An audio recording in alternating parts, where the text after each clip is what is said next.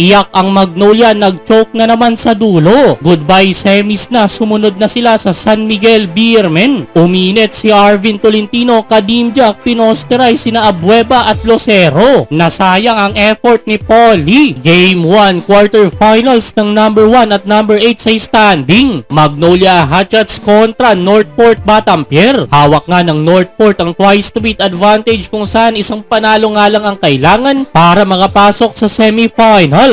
Tatapusin na ba agad nila ang series o hihirit ng isa pang laro ang Magnolia? Well, opening quarter mga idol, gandang palitan agad ng basket ng dalawang team. Evan Nelly kumana agad sa 4 na sinagot naman ng 3 ni Kuya Ricardo Ratliff. Parehas mainit ang umpisa ng magkabilang kampo. Joshua Monson gandang crossover kay Mark Baroka, sabay nalibre sa 3. Pero tinding bawi para sa Magnolia Hatchets, tatlong sunod-sunod na 3 pinakawalan mga idol. Isa kay Baroka at dalawang sunod kay Aris Junicio. At nasundan pa ng 4-point shot ni Mark Baroka, bahagyang nakaabante dyan ang Magnolia. 21-15 under 4 minutes. Na-maintain nila kanilang lead. Paulie nakapukol din ng isang 3. 32-25 in the first quarter. Pabor nga sa Magnolia mga idol. Entering second quarter, nagpatuloy ang momentum ng Magnolia Hatchets. 4 naman ang binira ng angas ng tundog. Gandang sign ito para sa Magnolia. Gumagana ngayon si Paulie, na magana nga dyan mahigit 10 kanilang lead. Unti-unti na ding nagpaparamdam sina Kadimjak at Arvin Tolentino sa Northport. 200 slam dunk kay Jack at 4-point shot naman kay Tolentino. Hype na si Tolentino, na ibaba pa nila sa 6 kanilang inahabol. 47-41 pero tindi ang naging counter ng Magnolia. Mainit pa rin sa labas si Mark Baroka, na kumanana naman ng 3 mga